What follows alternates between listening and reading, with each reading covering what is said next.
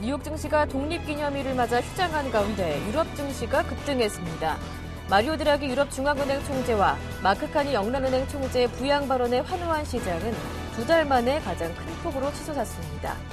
이집트가 무함마드 무르시 대통령을 하야시키고 새로운 임시 과도 정부를 구성한 가운데 포르투갈 정치권도 전국 수습을 위한 협의에 돌입했다는 소식에 시장 심리를 안정시켰습니다. 그리스도 국제채권단과의 협상이 진전을 보이고 있다고 밝혀 우려를 다소 낮췄습니다. 영국은 3.03% 올랐고 프랑스와 독일 등지도 각각 2.87%, 2.13% 상승했습니다. 영란은행이 기준금리를 동결하고 자산 매입 규모도 현 수준에서 유지하기로 했습니다. 영란은행은 4일 통화정책회의를 열고 기준금리를 현행 0.5%로 동결했습니다. 또 기존 양적 완화 조치에 따른 3,750만 파운드 규모의 자산 매입 규모도 그대로 유지했습니다. 영국에서는 최근 1분기 성장률이 플러스 0.3%로 돌아선 데 이어 이번 주 발표된 6월 중 서비스업과 제조업 PMI가 수십 개월 만에 최고 수준까지 반등하는 등 최근 경제 지표가 개선되면서 추가 부양보다는 관망을 택한 것으로 보입니다. 지난 5월 10개월 만에 기준금리를 전격 인하했던 ECB가 2달 연속으로 기준금리를 동결하며 다시 관망 모드로 돌아섰습니다. ECB는 독일 프랑크푸르트에서 통화정책회의를 열고 기준금리를 현행 0.5%로 동결하기로 했다고 밝혔습니다. 인플레이션이 안정돼 있지만 최근 유로존 경제 지표들이 서서히 회복세를 보이며 하반기부터 경기가 반등할 것이라는 기대가 커지는 상황이라 추가 금리 인하나 마이너스 예금 금리 등의 카드를 남겨주는 쪽을 택한 것으로 풀이됩니다. 마리오 드라기 ECB 총재가 ECB 통화정책 스탠스는 필요할 때까지 부양 기조를 유지할 것이라며 앞으로 상당 기간 동안 금리는 현 수준 또는 그보다 낮은 수준에서 유지될 것이라고 밝혔습니다. 또 앞으로도 근시일 내에 기준금리는 상승보다는 하락하는 쪽에 무게를 두고 있다며 마이너스 예금 금리를 포함해 모든 금리에 대해 열린 마음을 가지고 있다고 말했습니다. 아울러 ECB의 출구 전략은 아주 먼 미래의 얘기라며 영란은행과 마찬가지로 조만간 구체적인 포워드 가이던스를 제공하겠다고 말했습니다. 장관들의 이딴 사임으로 연립정부 유지를 위협받는 지경까지 내몰렸던 포르투갈이 정치권의 본격 대응으로 수습 국면에 들어갔습니다. 전날 집권 사회민주당의 연정 파트너인 우파 국민당이 연정 유지에 대한 의지를 밝힌 가운데 4일 연정을 이끄는 페드로 파소스 코엘료 총리가 정치 지도자들을 만나 전국 안정 방안을 모색하고 있습니다. 이 같은 정치권의 움직임 덕에 최근 극도의 불안 양상을 보였던 포르투갈 금융시장은 안정을 되찾고 있습니다. 국채시장에서 10년 만기 국채금리가 전날 8.1%대에서 7.2%대로 큰 폭으로 하락했습니다. 이집트 군부가 무함마드 무르시 대통령을 축출한 후 이집트 증시가 급등하고 국채금리가 급락하는 등 금융시장이 급격히 안정화되고 있습니다. 4일 개장 직후 이집트 국채 기준물인 2020년 4월 만기 국채금리가 9.76%로 1.01%포인트 하락하며 2010년 후 최대 폭으로 떨어졌습니다. 이집트 증시 EGX30 지수는 7.4% 급등세로 출발했으며 지난해 6월 25일 이후 최대 상승폭을 보였습니다. 무함마드 무르시 대통령의 뒤를 이어 이집트 헌법재판소의 아들리알 만수르 소장이 4일 이집트 임시대통령으로 공식 취임했습니다.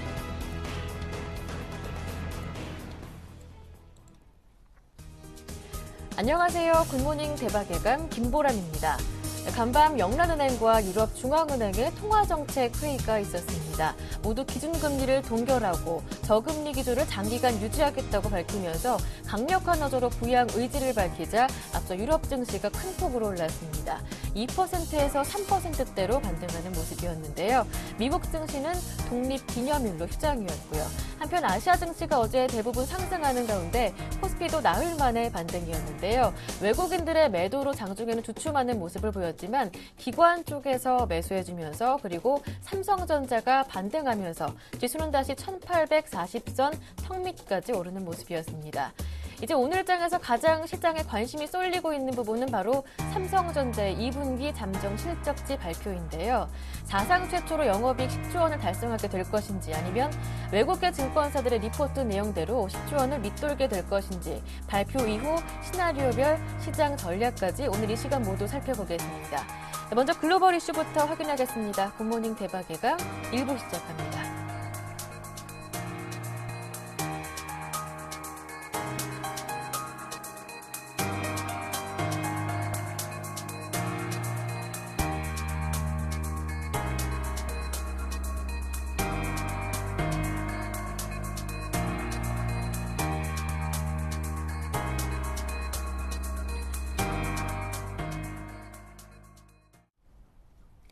먼저 유럽 증시 마감 내용부터 정리해 보겠습니다. KTB투자증권 금융PB영업부의 이성웅 대리와 함께합니다.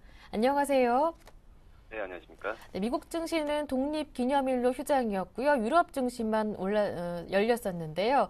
ECB 그리고 영란은행 호재로 큰 폭으로 올랐다고 하더라고요. 네, 오늘 같은 경우에는 미국 증시가 독립기념일로 휴장인 관계로 유럽 증시에 눈이 쏠린다라고 볼 수 있겠습니다.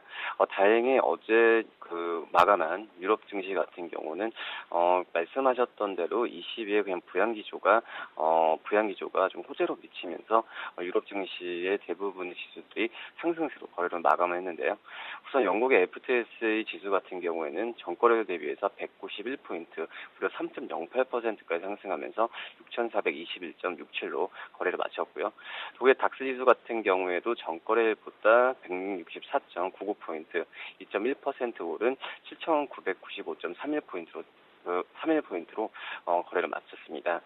프랑스 지수 같은 경우에도 2.9% 오르면서 3,809.31포인트로 거래를 마쳤다라고 볼 수 있겠고, 역시 이런 상승세의 가장 큰 이유는 역시 마리오 드라기 유럽 중앙은행 총재가 저금리 기조를 향후에 그래도 어느 정도 기간을 두더라도 계속적으로 유지할 것이라고 밝히면서 유럽 증시 매수세가 좀 크지 않았나 생각이 들고 있습니다. 그래서 여러 가지 이유는 없겠지만 우선은 근데 포르투갈 증시 같은 경우는 전국 그런 불안 얘기가 나와주면서 아직까지는 그 전날엔 크게 5% 넘게까지 급락했었는데 어제 같은 경우는 3.7%까지 상승한 모습을 보여주면서 프랑스 전국 불안에 대한 그런 지수의 악재는 좀 약간 소멸되는 느낌을 좀 많이 보여주는 그런 유럽 증시였다고 볼 수 있겠습니다. 유럽 경제를 이끌고 있는 마리오 드라기 ECB 총재와 그리고 새로 부임한 마크 칸 영란은행 총재의 부양 의지가 확실하게 밝혀지면서 간밤에 호재로 작용했는데 이 부분 조금 자세하게 들여다볼 수 있을까요? 네, 우선 마리오 드라기 ECB 총재와 마크 칸의 그런 BOE 총재가 어떻게 보면은 경기 부양 의지를 발표하면서 미국에서 하고 있는 출구 전략과 약간 상반된 그러한 좀 정책을 유지하겠다. 이 부분이 굉장히 좀 의미가 있다라고 좀 볼 수 있겠습니다. 우선 현재 기준금리는 0.5% 수준을 계속적으로 동결할 가능성이 가장 크지 않나라는 생각이 많이 들고요. 우선은 지난 5월에 한번 기준금리를 내렸었는데 그 이후에 두 달째 유지되는 부분이라고 좀 볼 수 있겠습니다. 이런 점에서 봤을 때는 우선 이런 이유는 상당 마이너스 예금금리도 지금 마이너스 금리를 하고 있는데 언제든지 좀 시행할 가능성도 좀 있다는 그런 의견을 내비치면서 출구 전략 같은 경우는 이제 출구 전략을 얘기하기에는 좀 이르다는 시점을 좀 피력을 한 것으로 판단이 되고 있고요. 향후에 통화 정책을 어떻게 하냐, 우선 아직 구체적인 전망은 아직까지는 나오진 않았지만은 지금 현재 같은 경우에 경제 수치에 연동을 하면서 현재적으로 제시하는 그러한 정책이 가장 옳다라는 부분을 좀 피력한 것으로 판단되고 있습니다. 여러 가지도 봤겠지만은 우선은 그 BOE 같은 경우에 어떻게 보면 첫 외국인 총재가 바로 카니 총재라고 볼 수 있겠습니다. 그런 다음에 첫 통화 정책 회의에서 자산 및 규모를 유지하겠다고 말하면서 이 부분도 굉장히 좀 화제가 된 것으로 판단이 되고 있고요. 첫 외국인 총재가 이런 발언에서 어떻게 보면은 그 미국과 성을 달리했다는 것도 좀 의미가 있고, 한마디로 뭐 시장에서는 우선은 어제 같은 게 유럽 시장에서는 좋게 반응을 했지만 향후에 어떻게 금융시장이 이 부분을 더 소화하고 반응할지는 더 주목해야 되지 않을까라는 생각이 듭니다. 이집트 상황도 이어서 한번 살펴보겠습니다. 무함마드 무르시 대통령이 축출된 이후에 새로운 임시 대통령이 어제 공식 취임했다고 들었는데요. 네, 우선 어제 같은 경우에 현재 이집트의 헌법재판소에 만수르 소장이 임시 대통령 공식 취임했던 얘기가 들려왔습니다. 우선 이집트의 그런 전국 불안이 그나마 임시 대통령으로 취임하면서 좀 사그라드는 모습이 나타나지 않나라는 생각이 좀 들고 있고요. 우선 이 임시 취임을 하면서 지금 어제 같은 경우에 국가의 그런 공기업들이나 아니면 기업들도 지금 현재 다시 문을 열면서 지금 영업이라고 하기에도 좀 그렇지만 어떻게 보면은 다시 가게 문을 열었다라고 좀 표현할 수 있겠습니다. 이렇기 때문에 그 전에 이 이집트 전국 불안으로 인해서 주유값이나 아니면 정정 문제 같은 경우에도 굉장히 좀 우려했던 상황인데 이집트 안에서도 이 부분은 지금 계속 좀 해결되고 있는 상황이니까 이집트의 그런 문제는 점점 사그라들 가능성은 좀 크지 않을까라는 생각이 들고요. 이 부분이 유럽 증시에도 반응을 한 것 같고 오늘 우리나라 시장에서도 좀 긍정적인 호재로 작용했으면 하는 생각이 좀 들고 있습니다. 네, 말씀 잘 들었습니다. 오늘 도움 말씀 고맙습니다. 네, 감사합니다. 네, 지금까지 KTB투자증권 금융PB영업부의 이상홍 대리와 함께했습니다.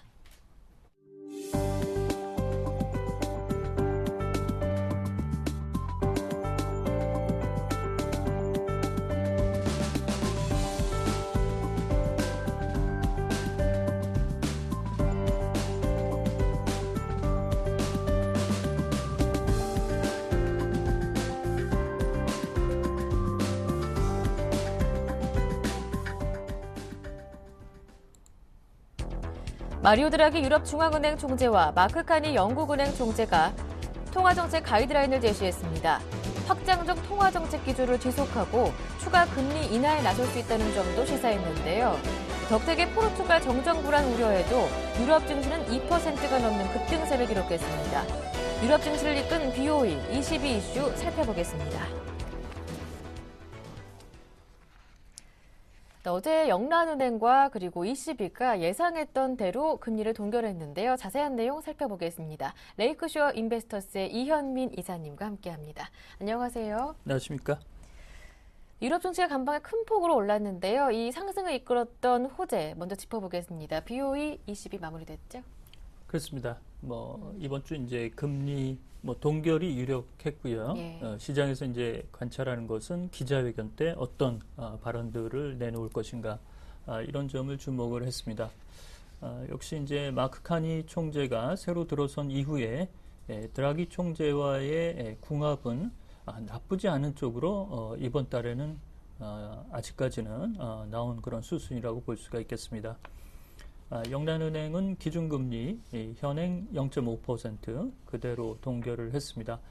자산 매입 규모 3,750억 파운드도 그대로 유지한다라고 밝혔고요. 이제 관심이 갔던 것은 이제 마크 카니 총재가 어떤 발언을 첫 수장으로서 하느냐 이런 부분에 이제 초점이 모아졌는데요.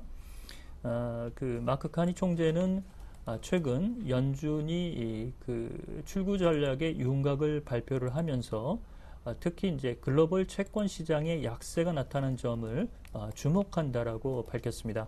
최근 영국의 주택시장 지표라든지 제조업 경기 지표가 상당폭 현재 상승 추세를 유지하고 있어서 금리 인상 기조에 대해서 이를 검토하는 작업을 그동안 해왔는데요. 이를 신중하게 가져가겠다라는 입장을 밝혔습니다.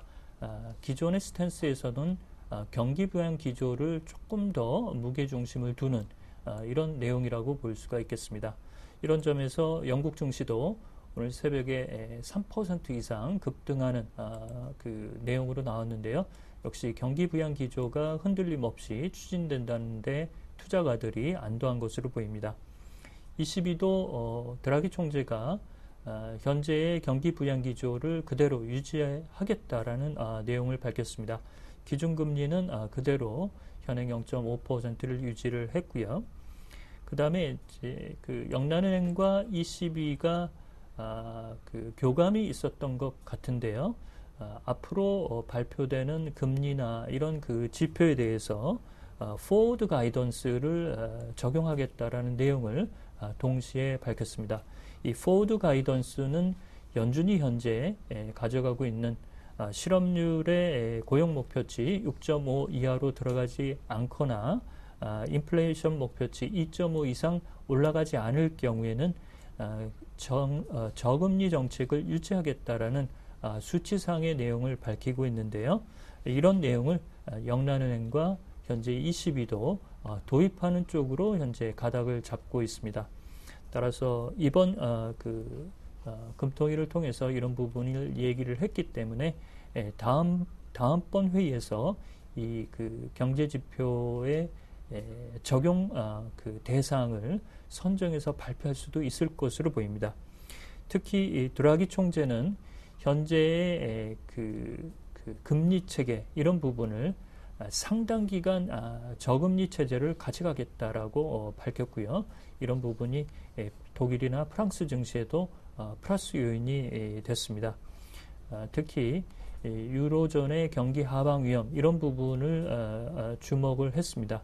그렇지만 점진적으로 나아질 수 있다라는 그 긍정적인 시각을 덧붙였다는 점, 이런 점도 특징 사항이라고 볼 수가 있겠습니다. 네. 이렇게 유럽 쪽에서는 부양 의지를 다시 한번 확인할 수가 있었는데요. 국제금융시장은 또 아직까지도 미국의 양적 완화 정책 방향에 대해서 촉각이 곤두서 있습니다. 그런데 이제 오는 10일 다음 주가 되겠는데 버냉키 의장이 다시 한번 여기에 대해서 입을 열 수 있다고 하더라고요. 그렇습니다. 저희가 이제 궁금한 거는 이제 버냉키 의장이 어떤 그 반응을 나올 것인가 이런 내용인데요. 저희가 이제 17일과 18일 이달에 그 의회에서 연설이 있습니다. 버냉키 의장이 이때 이제 기자회견도 있을 예정인데요. 이보다 빨리 연설이 하나 잡혔습니다. 파이낸셜 타임스가 새벽에 보도를 했는데요. 다음 주 수요일입니다. 10일 날 버냉키 의장이 매사추세츠주 케임브리지 전미경제연구소에서 열리는 컨퍼런스에서 연설을 한다라고 밝혔습니다. 연설의 주제는 FRB의 통화정책 기조와 금융위기의 교훈 이런 주제로 버냉키 의장이 발언을 할 것으로 현재 예상을 하고 있는데요. 연설 이후 질의응답 시간을 가질 것이라고 현재 예견을 하고 있습니다. 예의 주시하는 것은 그 기존의 6월 FOMC 회의 이후에 기자회견을 통해서 밝혔던 연준의 출구 전략의 대강의 윤곽 이런 부분에 대한 기자들의 질문이 쏟아질 것으로 보입니다. 따라서 기존의 내용을 그대로 확인하는 쪽으로 이제 발언이 나올 것으로 예상을 하고 있는데요. 지난번 그 6월 FOMC 회의 때는 단서를 달았습니다. 우리가 예상하는 대로 미국의 경기 수준이 움직인다면 그 양적 완화 축소 기조가 검토에 들어갈 수가 있고 2014년 중반 정도면 이를 끝낼 수도 있다라는 대강의 내용의 청사진을 밝혔는데요. 최근 그 버냉키 의장이 8월 예정된 잭슨홀 연설을 참석하지 않겠다라고 얘기를 하고 있어서 이달 10일과 그 다음에 17일과 18일 의회 연설 이런 쪽에서의 발언이 상당히 관심이라고 볼 수가 있겠습니다. 버락 오바마 대통령이 야심차게 추진해왔던 건강보험개혁법, 일명 오바마 케어가 시행 6개월을 앞두고 한 발 물러서는 모습을 보였습니다. 시행 시기를 한 1년 정도 늦춘다고 하더라고요. 그렇습니다. 이게 이제 그 오바마 그 정치 철학의 아주 핵심 사안인데요. 다소 늦추는 거에 대해서 시장에서는 의외다라는 반응도 현재 나오고 있습니다. 그렇지만 현재 집권당인 민주당 쪽에서는 기업들이 고용을 가져가는데 이것이 커다란 부담으로 작용할 수 있을 것이다라는 점을 걱정한 것으로 보입니다. 이 오바마 케어, 우리 그 말로 이제 그 옮기자면 건강보험 개혁 법안이라고 볼 수가 있겠는데요.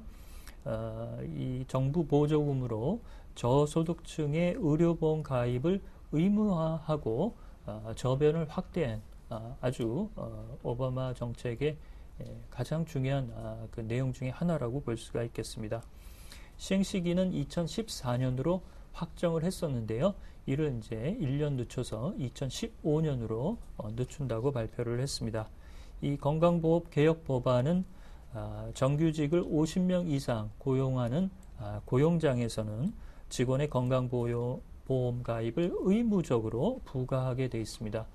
이를 어길 경우 직원 1인당 $2,000의 벌금을 부과하게 되는데요. 이렇게 이제 그 고용을 하는 기업의 입장에서는 건강보험에 가입해야 되는 부담이 늘기 때문에 고용을 꺼리게 될 수 있다라는 우려를 현재 집권당이 고려한 것으로 볼 수가 있겠습니다. 네, 이제 어제부터 일본 아베 내각의 롱런의 중대 관문이 될 일본 참의원 선거전에 돌입하는 모습이었습니다. 아베노믹스의 이제 평가 무대가 되겠죠. 그렇습니다. 뭐 이번 달에 이제 주요 이벤트가 있는데요. 네. 그 중에 이제 그 큰 그 줄기 중에 하나라고 볼 수가 있겠습니다. 어제부터 이제 그 선거일은 이제 7월 21일인데요. 어제부터 이제 공식적인 선거 참여전으로 이제 돌입을 했습니다. 어제부터 이제 아베 총리가 그 후쿠시마에서 첫 유세를 가졌습니다. 이렇게 후쿠시마에서 첫 유세에 아베 총리가 나선 것은 이 지역이 2011년 3월 동일본 대지진 때 상당히 그 파괴가 됐던 피해가 컸던 지역입니다. 그래서 이 그 상징성이 좀 있는 것으로 볼 수가 있겠습니다. 아베 총리가 일본의 경제를 살리겠다라는 언급이 있었고요. 특히 이제 좀 자신감을 배워 나왔는데요. 일본의 경제의 시계 바늘이 드디어 움직이기 시작했다. 이렇게 일성을 했습니다. 최근 경기 판단 상향한 그 비호재의 발언이나 이런 판단도 이런 발언에 무게감을 좀 실린 것으로 볼 수가 있겠습니다. 이번 7월 21일 치러지는 참여연 선거에서는 전체 의석의 242석 중 121석인 절반의 의원들을 뽑는 선거입니다. 지난해 12월 중의원 선거에서 이미 자민당이 과반을 확보했기 때문에 이번 선거에서 과반을 확보한다는 이런 그 목표를 현재 삼고 있는 내용이라고 볼 수가 있겠습니다. 네, 이제 아베노믹스의 중대 분수령이 될 것으로 보이는데요. 최근 달러 강세로 아베노믹스 안정 기류가 이어지면서 이 아베 총리가 이끄는 자민당의 무난한 승리가 예상된다고 하던데 어떻습니까? 그렇습니다. 그 달러의 향방이 아주 현재 아베 총리가 표정 관리에 나설 수 있을 만큼 네.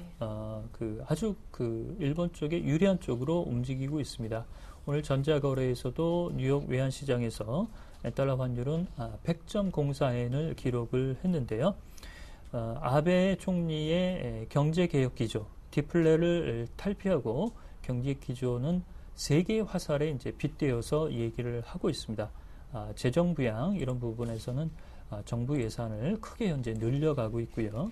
통화 정책은 유동성을 현재 무제한으로 공급할 정도로 대량의 양적 완화 조치를 가져가고 있습니다. 마지막으로 내수의 확대와 기업 환경 개선, 그 다음에 헌법 개정 이런 부분이 이제 남아있는 과제라고 볼 수가 있겠는데요. 이번 참여연 선거에서 무난하게 승리할 것으로 예상을 했습니다. 요미우리 신문이 자민당 지지가 60% 정도는 나올 수 있을 것이다 라고 얘기를 했고요. 월스트리트저널도 이번 참여연 선거를 통해서 아베 총리의 정치적 입지가 확고하게 확인받을 수 있다고 밝혔습니다. 이른바 이번 참여 선거는 아베노믹스의 심판대 성격이 매우 강한 것으로 볼 수가 있겠고요. 이번에 이제 자민당이 승리하게 되면 3년간 집권을 할 수 있는 기반을 다진다는 측면에서 매우 중요한 선거라고 볼 수가 있겠고, 특히 헌법 개정을 자민당이 원하는 방향으로 가져갈 수 있다. 이런 점에서 이것이 이제 어떤 방향으로 흘러갈 수 있을 것인가도 상당히 궁금하다고 볼 수가 있겠습니다. 전임 민주당의 노다 요시히코 총재는 내년 4월 1일부터 현재 소비세를 5%에서 이제 8%로 올리게 되고 있는데요. 이것이 이제 변경이 될지 여부도 자민당의 승리에 따른 변화의 가능성, 이런 부분을 점칠 수가 있겠습니다. 이제 마지막으로 이집트 한번 점검해 보겠습니다. 무함마드 무르시 대통령이 축출되고 새로운 임시 대통령이 어제 공식 취임하면서 이집트 금융시장도 조금 안정을 찾아가고 있다는 소식을 앞서 전해드린 바 있는데요. 그렇다면 급등했던 유가, 앞으로의 전망은 어떻게 보시는지요? 그렇습니다. 유가의 이제 투기적 수요가 좀 많은 상태입니다. 금이나 은보다는 최근에 이제 그 가격의 그 움직임을 보면 낙차가 크지는 않았고요. 특히 이제 수혜주 운하가 정상적으로 가동될 수 있느냐, 이런 학습 효과가 투자자들의 의문을 삼고 있는 그런 부분이라고 볼 수가 있겠습니다. 특히 이집트 군부는 무르시 대통령을 추출한다고 어제 이제 발표를 했고요. 빠르게 군부가 현재 권력을 장악하는 구도로 가져가고 있습니다. 그렇지만 이 그 민선 대통령인 무르시를 지지하는 이른바 무슬림 형제단의 반발도 있기 때문에 그 반발이 장기화되지 않을까, 이런 부분을 심리적으로 유가가 현재 좀 바라보는 그런 시각이라고 볼 수가 있겠습니다. 그렇지만 시장 전문가들은 이집트 군부가 장악을 할 경우 수혜주 운하의 안정성은 보다 강화될 수 있다는 측면에서 현재 $100 이상으로 올라선 WTI 서부 텍사스 원유 가격도 세 자릿수를 계속적으로 지탱해 나가기는 좀 어려울 것이다라고 밝히고 있습니다. 어제 이제 그 뉴욕 시장은 현재 국경일로 휴장이 됐습니다. 그래서 3일 WTI 종가 가격은 $101 24센트로 마감이 된 상태인데요. 이렇게 $101 수준 이상으로 올라간 것은 지난해 5월, 3월 이후 14개월 만에 최고치 수준입니다. 최근에 앞서 말씀드린 대로 선물의 투기적 수요가 이런 상품 시장, 특히 이제 유가 쪽에 그 중심이 집중이 되고 있고, 그 다음에 휴가철로 인해서 미국의 원유 수요가 좀 많아진다는 점, 이런 점이 변동 요인이라고 볼 수가 있겠습니다. 네, 말씀 잘 들었습니다. 지금까지 레이크쇼어 인베스터스의 이현민 이사님과 함께했습니다. 고맙습니다.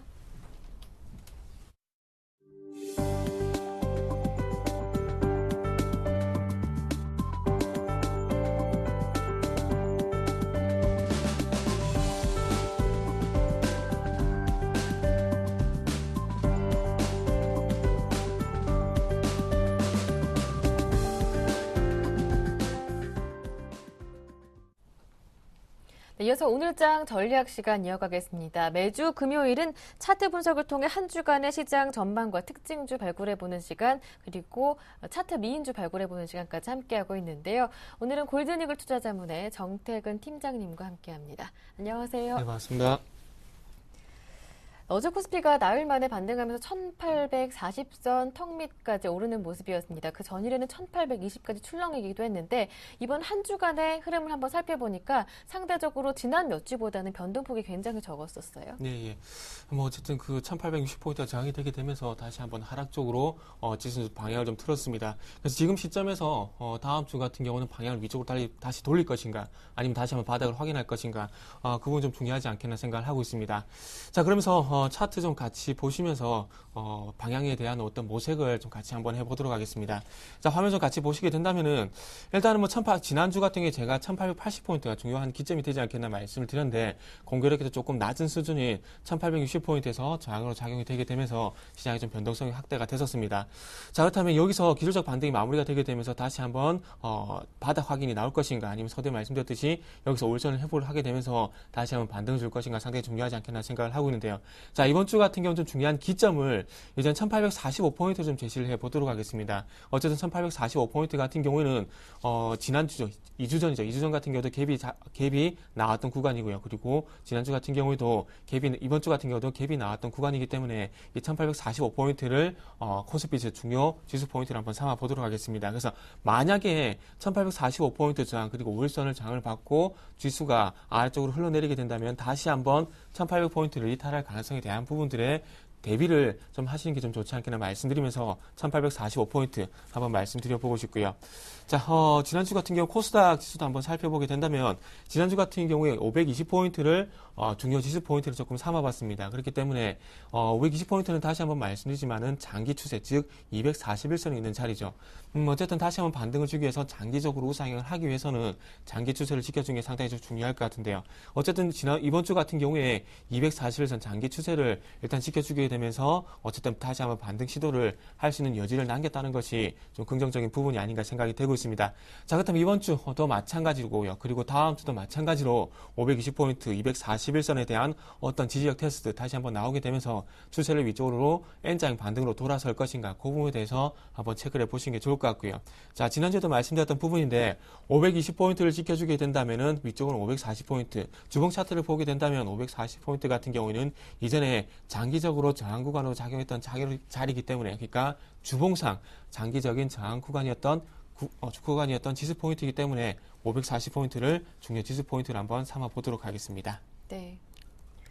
코스피는 오늘이 다음 주 방향을 가르는 기로가 될 것으로 보입니다. 1845포인트 회복 여부 중요하다 말씀해 주셨고요. 코스닥은 다음 주까지 520선 지지가 되는지 확인해 보시고 540선 저항 라인도 체크해 보시라라는 당부까지 한번 들어봤습니다.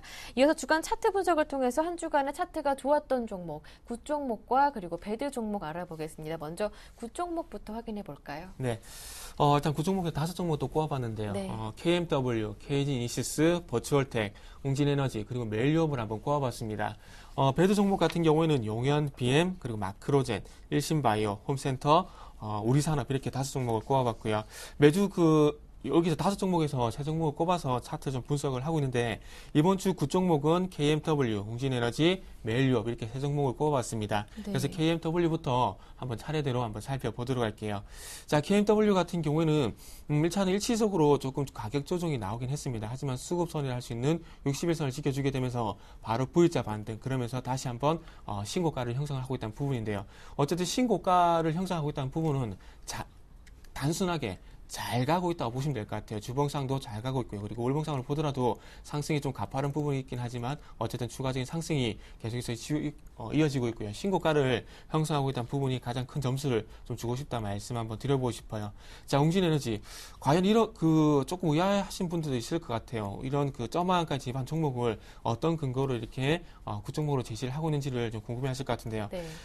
어쨌든 점화가 집한 구간 속에서 이렇게 거래량이 상당히 많이 유발이 됐다는 부분은 1차적으로, 그러니까 기술적으로 봤을 때 바닥인 경우가 상당히 좀 많았습니다. 자, 셀트리온이라는 종목을 한번 예를 들어 보도록 할게요. 자, 셀트리온 같은 경우 어느 시점을 볼 거냐면 셀트리온 같은 경우에 요 시점인데요. 네. 점한까지 진입을 하긴 했지만 윗꼬리를 하게 되면서 거래량이 상당히 많이 유발이 됐습니다. 그리고 난 이후에 보시면 아시겠지만은 1차적으로 반등이 나오고 완만한 가격 조정 이후에 다시 한번 재반등이 나오고 있는데 중요한 것은 요 부분이라는 겁니다. 지금 화면에 다시 한번 표시를 해드릴게요. 자, 요 부분입니다. 윗꼬리를 달면서 나온 윗꼬리 점한가인데요. 그리고서 아래쪽으로 보시면은 거래량이 상당히 크게 유발이 됐죠. 셀트리온의 어떤 차트를 근거를 삼아 볼 때 웅진에너지도 마찬가지로 윗꼬리를 다는 점한가의 하한가에 좀 하한가 같은 급락이 좀 진입이 됐고요. 그러면서 아래쪽으로 거래량이 유발이 됐기 때문에 셀트리온 어떤 차트를 삼아 본다면 오늘 쪽에서 반등이 나올 가능성이 상당히 크기 때문에 한번 제시를 해보는 겁니다. 그래서 무조건 점화가까지 지면서 소위 말하는 하한가 따라서 이런 부분은 아닙니다. 그래서 어떻게 좀 근거가 있는 어떤 반등이 나오는 포인트를 잡아봤다는 부분이 좀 맥점이라고 좀 이해를 해보시면 좋을 것 같습니다. 자, 그래서 매일 유업 같은 경우에는 자, 장기 이평선 항상 중요하게 말씀을 드리는데 가격 조정이 나오긴 했었지만은 4만원 부근에서 쌍바닥을 형성하고 있고요. 그리고 더욱 중요한 것은 장기 이평선 121선을 지켜주고 있죠. 그러면서 반등이 나오고 난 이후에 5일선 부근의 기간 조정을 거치고 다시 한번 반등을 시도를 하고 있다는 겁니다. 그렇기 때문에 요정권 1차적으로 방금 말씀드린 쌍바닥 그리고 장기 이평선 지지 그러면서 단계적으로 봤을 때는 5일선과 이력 축소 그러면서 위쪽으로는 5만원을 돌파를 하게 된다면 제가 보기에는 전고점 돌파도 충분히 가능하다. 이렇게 점수를 한번 주고 싶습니다. 네, 그러면 이번에는 차트 흐름이 좋지 않았던 배드 종목 가운데서도 세 종목을 꼽아서 차트 분석해 주신다면요? 네, 배드 종목 같은 경우는 용현BM이 있고요. 네. 그리고 일신바이오 그리고 우리산업을 한번 꼽아보고 싶습니다. 자, 지금 용현BM부터 한번 차트를 좀 보면서 말씀드릴게요. 자, 1차적으로 용현BM도 마찬가지인데요. 자, 점한가에 진입을 했었지만 거래량이 상당히 많이 유발이 됐죠. 1차적으로 하한가가 지속이 되다가 거래량이 유발이 된다는 건 적어도 빠지지 않는다는 신호라는 겁니다. 근데 요 종목은 왜 배드로 선정을 했냐면, 자, 하한가 탈출하고 난 이후에 일시적으로 반등이 나왔는데 반등 실패를 해버렸습니다. 이 얘기는 무슨 얘기냐면 반등을 할 수 있을 만한 어떤 여지라든지 그리고 기술적 포인트라든지 그리고 세력이 없다는 얘기예요. 그러니까 이 종목은 제가 말씀드리고 싶은 부분은 저가 매수에 함정이 될 수 있는 종목이기 때문에 접근을 할 필요가 없다고 좀 말씀 한번 드려보고 싶고요. 더욱 중요한 것은 기술적인 부분은 아닌데 유상증자에 대한 우려감이 해소가 되지 않는다면은 요 종목은 반등하기가 쉽지 않을 겁니다. 그래서 그런 부분들 한번 말씀드려보고 싶고요. 자, 그리고 일신바이오 같은 경우는 자, 잘 보세요. 요거는 어떤 부분이냐면 자, 화면 좀 표시를 해볼 건데, 일단 누가 보더라도 이중천장이죠. 이중천장인데 중요한 것은 전 고점보다 조금 낮은 부분에서 고점이 형성이 되고, 5일선을 이탈해버리고, 중요한 것은 N자형으로 현재 하락을 하고 있다는 겁니다. 그리고 다시 한번 반등 시도를 하고 있지만, 어쨌든 단기평선이 21선에 저항이 되게 되면서 N자형 하락으로 빠질 가능성이 있기 때문에, 이 종목은 좀 접근을 자제하는 의미로 좀 해석을 하시면 좋을 것 같습니다. 자, 그러면서 우리산업도 일신바이오와 좀 마찬가지입니다. 자, 이 종목은 일신바이오와 마찬가지로 이중천정을 형성할 가능성이 상당히 큰데, 자, 전고점 현재 돌파가 상당히 힘들죠. 그러면서 이쪽 첫 번째 고점보다는 거래량이 작습니다. 그만큼 그러니까 전고점이라는 일시적인 반등으로 끝날 마무리가 상당히 크다는 부분이 될 수 있겠죠. 이 종목은 5일선이 이중천정을 형성하면서 5일선이 21선과 데드코스가 나게 된다면 누가 보다도 이건 이중천정으로 아래쪽으로 다시 한번 추세가 전환될 가능성이 있기 때문에 이 종목은 접근을 좀 자제해야 될 종목이 아닌가 이렇게 정리를 좀 해보도록 하겠습니다. 네. 이렇게 배드 종목, 세 종목까지 꼽아서 분석해 주셨고요. 앞서 흐름이 좋았던 종목, 9종목도 세 종목을 살펴봤는데 이 가운데 가장 베스트 종목, 차트 미인주는 어떤 종목입니까? 네, 조금 종목 중에서 네. 저는 KMW 좀 꼽아봤는데 네. KMW뿐만 아니라 KG 인시스도 마찬가지로 조금 똑같은 패턴이라고 보시면 될 것 같아요. 근데 일단 KMW를 좀 더 높은 점수를 좀 주고 싶습니다. 일단 회사적인 펀더멘털적인 측면을 좀 말씀 한번 먼저 드려보자면은, 이 회사 같은 경우 미국이라든지 그리고 중국 쪽에 LT망 확대로 인해서 장비 납품 확대가 상당히 수혜주로 현재 부각이 되고 있는데, 미국 스프린터사의 RRH라는 장비를 현재 공급을 하고 있습니다. 이 RRH 같은 경우에는 4세대, 지금 LTE라 보시면 될 것 같은데, 이동통신 표준으로 현재 자리매김하고 있는 장비를 현재 미국 스프린터사에 공급을 하고 있고요. 그리고 중국 쪽도 TD LTE 투자를 본격적으로 할 예정인데, 중국 법인 자회사를 통해서 마찬가지로 장비를 공급할 예정이라고 합니다. 그래서 RRH 비중이 현재 상반기 올린 매출에서 30%가 넘을 것이다. 이렇게 좀 예상이 되고 있는데, 그래서 이런 부분들을 볼 때 어쨌든 LTE망 확대로 인한 어떤 매출이 확대가 되고 있기 때문에 실질적으로 수혜가 반영이 되고 있는 종목입니다. 그리고 실적적인 부분을 볼 때도 2분기 예상 매출이 한 780억 정도 현재 예상이 되고 있는데, 상반기 매출이 한 1,570억에서 한 1,580억 그러니까 예상이 되고 있습니다. 그래서 작년 하반기보다 더 큰 매출을 현재 올리고 있고요. 상반기 매출이 아무래도 상당히 큰 폭으로 증가를 하다 보니까 연간 매출도 2012년 같은 경우에는 2,900억 정도 예상이 됐었지만, 현재 2013년 같은 경우에 3,000억을 넘게 되면서 한 3,300억 정도 현재 예상이 되고 있습니다. 그래서 꾸준한 연간 매출이 증가를 하고 있다는 부분들도 계속해서 신고가를 형성하는 이유가 아닌가 좀 생각이 되고 있습니다. 자, 차트 좀 보면서 또 마무리를 한번 지어보도록 할게요. 자, KMW 같은 경우에는 구종목에서 말씀드렸듯이 일시적인 가격 조정을 상당히 빨리 탈출을 하게 되면서 좋은 고점 돌파를 해버렸습니다. 그렇기 때문에 추가적인 상승이 나올 가능성이 누가 보더라도 상당히 높다고 좀 봐야 될 것 같아요. 그리고 그 아래쪽을 보시게 된다면 거래량, 제가 보는 보도지표는 거래량밖에 없습니다. 거래량이 상당히 유발이 되게 되면서 전고점에다 매물을 소화를 했다, 이렇게 판단을 해보고 싶고요. 자, 그래서 수급도 한번 보게 된다면 단기적으로 봤을 때 기관이 5일 연속 매수를 하고 있다는 부분도 큰 점수를 주고 싶습니다. 자, 그러면서 최근에 보시면 초록선인데 기관의 수급이 호전이 되게 되면서 전고점 돌파 이루어졌다는 부분들을 큰 점수를 한번 주고 싶고요. 자, 마지막으로 전략을 한번 세워보게 된다면 25,500원에서 그리고 26,500원의 매수가를 말씀 한번 드려보고 싶습니다. 손절가는 24,000원, 그리고 목표가는 29,000원을 한번 제시를 해보도록 할게요. 네, 말씀 잘 들었습니다. 지금까지 골든이글 투자자문의 정태근 팀장님과 함께했습니다. 고맙습니다. 네, 반갑습니다.